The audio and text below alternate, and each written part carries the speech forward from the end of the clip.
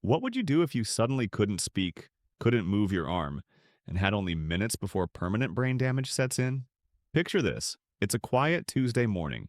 You're sitting at your kitchen table with your coffee and toast, just like thousands of other mornings. But then something changes. Your right hand won't lift the cup. Your words come out as mumbles. Your spouse thinks you're choking, but you're not. You're having a stroke, and the next 3 minutes will determine whether you walk out of this the same person you were when you woke up. Here's the truth no one wants to talk about. Most of us over 60 dismiss the early signs because we've been taught that getting older means accepting aches, dizziness, and moments of confusion as normal. We tell ourselves it's nothing, we don't want to be a burden, we wait to see if it gets better. But with a stroke, waiting isn't just dangerous, it's devastating. Every minute that passes without action, 2 million brain cells die forever. Yet there's something you can do in those critical first minutes. Something simple that most people never learn. Something that could mean the difference between recovery and permanent disability. In the next few minutes, I'm going to share with you the 3-minute technique that saved a 78-year-old man's life when he couldn't speak or move, and how you can prepare your mind and body right now to face this moment with calm confidence instead of panic. Because the person who survives a stroke isn't always the healthiest one. It's the one who knows exactly what to do when every second counts. Number 1, real stroke case. Harold was 78 years old when it happened. He was sitting at his kitchen table, the same oak table where he'd eaten breakfast for 23 years, spreading jam on his toast like he had thousands of mornings before. His wife Margaret was washing dishes at the sink, humming softly. Then, without warning, Harold's right hand froze. The butter knife clattered to the floor. When he tried to call Margaret's name, only garbled sounds came out of his mouth. His face felt numb, twisted. Margaret rushed over, thinking he was choking. She started pounding his back, but Harold shook his head frantically.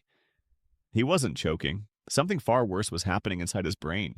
In that terrifying moment, Harold remembered something his doctor had mentioned months earlier about strokes. He couldn't speak, but his mind was still working. Fighting every instinct to panic, Harold slowly lowered himself to the floor. He lay flat on his back and lifted his legs onto the chair he'd been sitting in.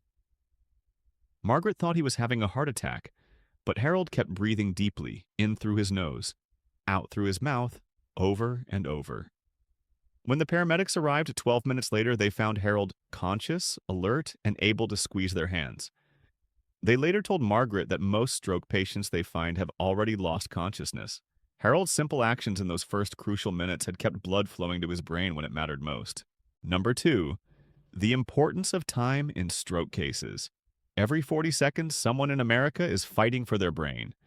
The clock starts ticking the moment blood stops flowing properly, and those first 3 minutes aren't just important, they're everything. Picture your brain like a city during a blackout. When the power goes out, essential services shut down one by one. First, the lights go dark. Then the phones stop working. Finally, the whole system crashes. That's exactly what happens in your brain during a stroke. The first 3 minutes determine which neighborhoods of your mind will survive and which will be lost forever. Most people don't realize how fast brain damage happens. In just 60 seconds without proper blood flow, you lose 2 million brain cells. That's 2 million connections, memories, and abilities that will never come back. By the time many people realize they're having a stroke and call for help, precious minutes have already slipped away. The ambulance might take 10 or 15 minutes to arrive, and by then, the damage spreads like wildfire through your brain. But here's what gives me hope. Those first 3 minutes are in your control. What you do in those 180 seconds can mean the difference between walking out of the hospital or never walking again. Time isn't just critical during a stroke, it's the most powerful medicine you have. Number 3. Signes précurseurs et alertes corporelles. Votre corps envoie constamment des messages, mais les avertissements d'accident vasculaire cérébral murmurent avant de crier. Mary avait 67 ans lorsqu'elle a remarqué quelque chose d'étrange. She was folding laundry when her left hand suddenly felt clumsy, like it belonged to someone else. The feeling lasted maybe 30 seconds, then disappeared completely. She shrugged it off as arthritis acting up. 3 jours plus tard, pendant qu'elle parlait à sa fille au téléphone, ses mots sortaient légèrement brouillés pendant un instant. Again, it passed quickly. Mary convinced herself she was just tired. 2 weeks later, Mary had a massive stroke that left her unable to speak for 6 months. These fleeting symptoms aren't your imagination, and they're not just signs of getting older. When your face droops for even 10 seconds, when one arm feels weak during a simple task, when your speech becomes unclear for any amount of time, your brain is crying out for help. It's like a smoke detector with a dying battery, beeping just loud enough to notice but not loud enough to alarm you. The cruelest part about stroke warnings is how they come and go. You might feel dizzy while sitting down, then feel perfectly fine an hour later. You might have trouble finding the right words during a conversation, then speak normally for the rest of the day. But each episode is your brain's way of saying that something is seriously wrong with the blood flow upstairs. Learning to listen to these whispers could save your mind before the screaming starts. Number 4. Techniques de stabilisation temporaire pendant les urgences. Quand Harold s'est allongé sur le sol de sa cuisine le matin, il s'est battu contre la physique avec la physique. Gravity had become his enemy, making it harder for his weakened heart to pump blood up to his brain. So he turned gravity into his ally instead. By lying flat and elevating his legs above his heart, Harold used the most basic law of nature to help save his own life. The blood that had been pooling in his legs suddenly had a clear path back to where it was needed most. His brain. But positioning was only half the battle. Harold's breathing technique was just as crucial. While Margaret panicked beside him, Harold forced himself to breathe slowly and deliberately. 4 secondes d'abord par le nez, puis 2 secondes de retenue, puis 6 secondes par la bouche. Ce n'était pas seulement une question de calme. Chaque respiration contrôlée pompait l'oxygène dans son système sanguin et aidait son cœur à maintenir une pression constante. Studies show this type of breathing can increase oxygen levels in the brain by up to 40% during a crisis. It's like giving your brain a direct line to life support while you wait for professional help to arrive. These aren't complicated medical procedures requiring years of training. They're simple techniques that work with your body's natural systems. When blood flow is restricted, don't fight against gravity, use it. When panic wants to take over your breathing, take control instead. Your body wants to heal itself. Sometimes it just needs you to get out of the way and let physics do the work. Number 5. Réponse psychologique pendant une crise. La peur est le meilleur ami d'un accident vasculaire cérébral. Dès que la panique s'installe, votre corps commence à travailler contre lui-même. Your heart races, your breathing becomes shallow, and your brain uses up the precious oxygen it desperately needs to stay functional.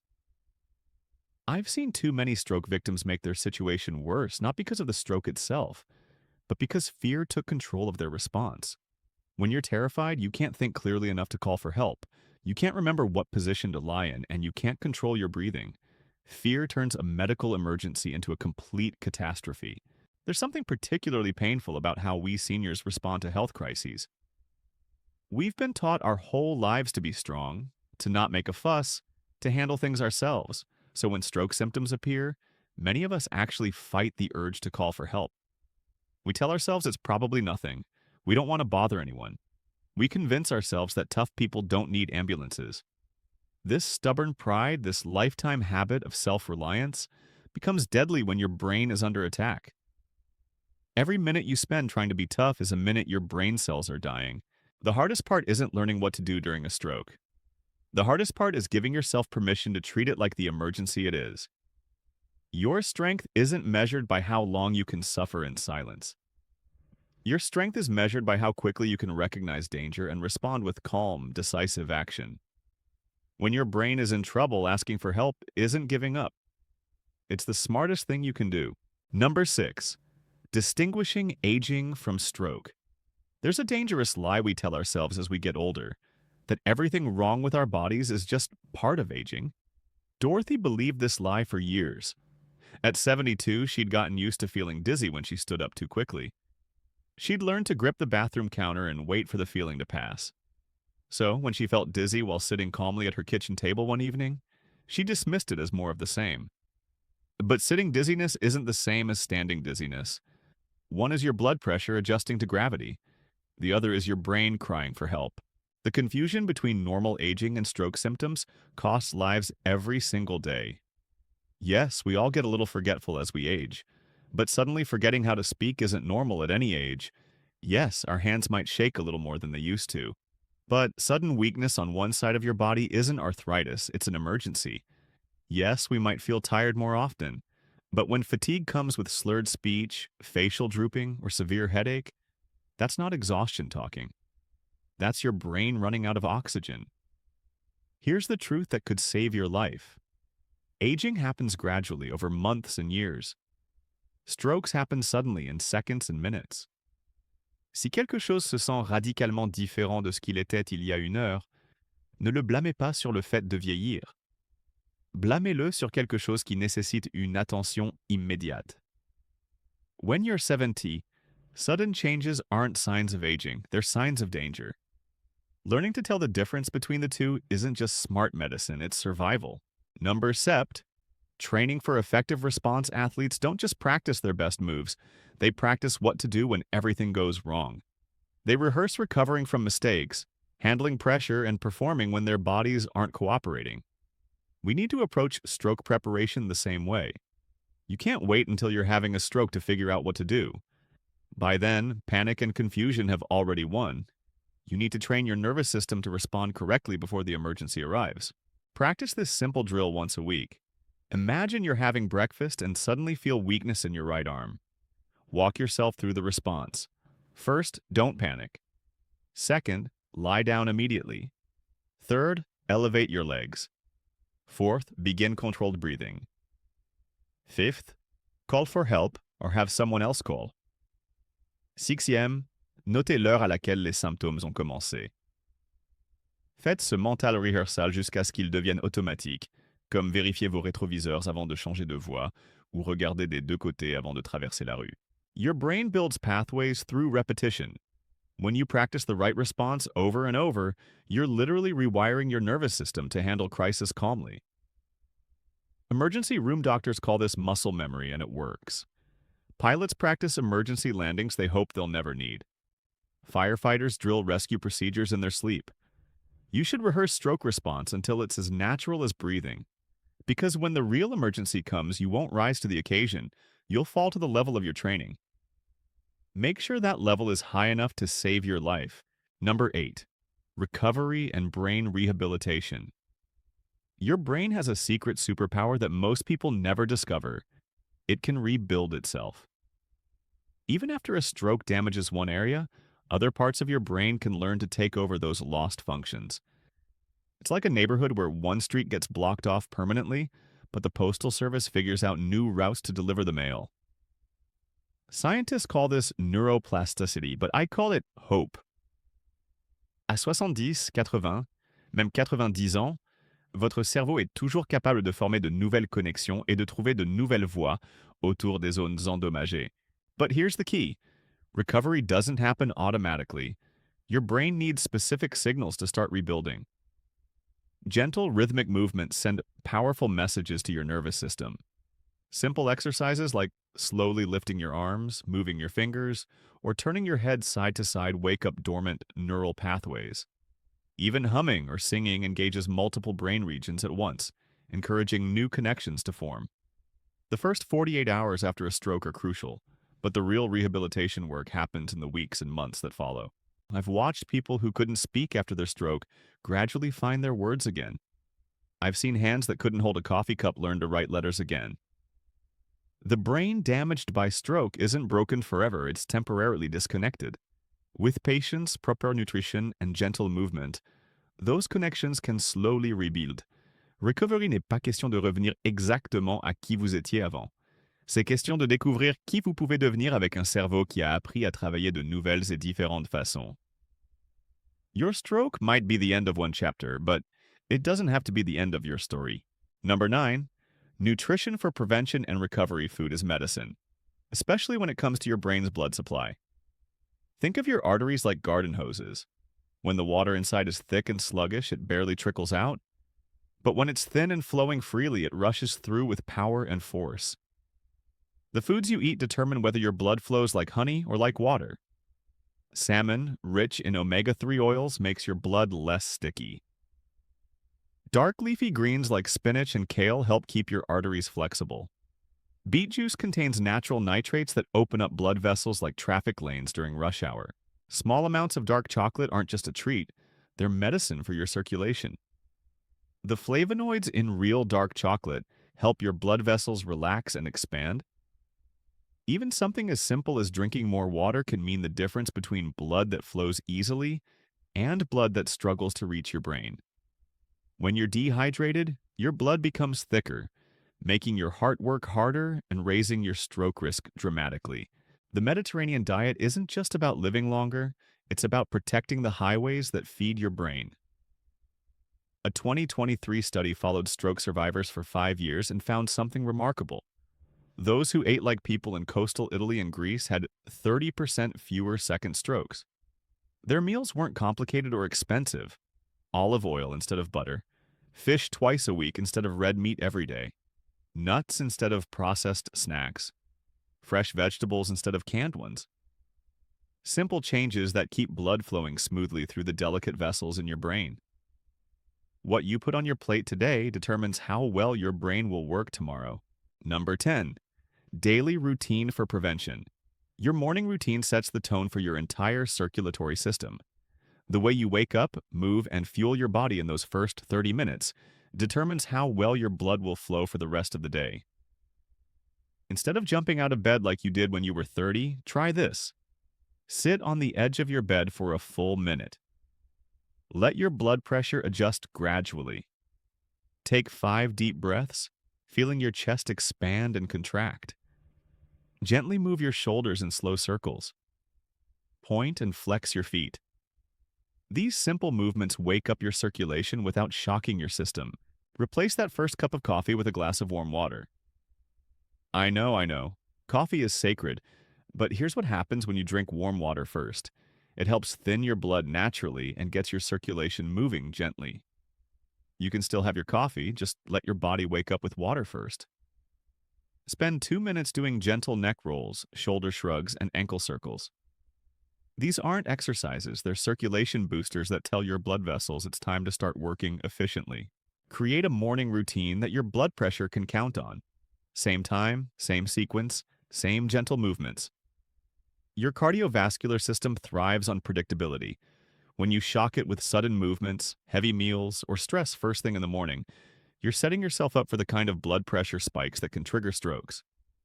But when you ease into your day with intention and care, you're giving your brain the steady, reliable blood flow it needs to keep you sharp, stable, and stroke-free. Good mornings lead to good days, and good days protect your brain. Number 1. Final messages and practical recommendations. Health isn't about never having a crisis. Health is about being prepared when crisis comes knocking at your door. Every technique I've shared with you, every warning sign we've discussed, every breathing exercise and body position, it all comes down to one simple truth. Preparation isn't fear, it's wisdom.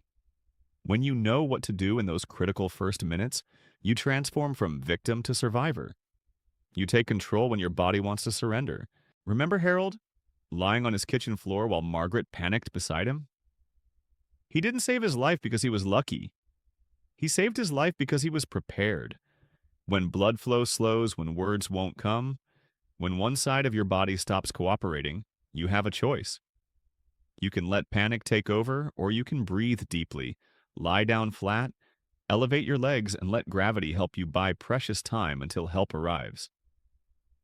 It's not complicated medicine. It's simple physics applied at the most important moment of your life. Your brain is worth fighting for. Your memories, your personality, your ability to recognize the faces of people you love, they're all worth those few minutes of calm action during the storm. Practice the techniques. Learn the warning signs. Create your morning routine. Eat the foods that keep your blood flowing freely. But most importantly, give yourself permission to treat stroke symptoms like the emergency they are. Don't wait to see if they get better. Don't worry about being dramatic.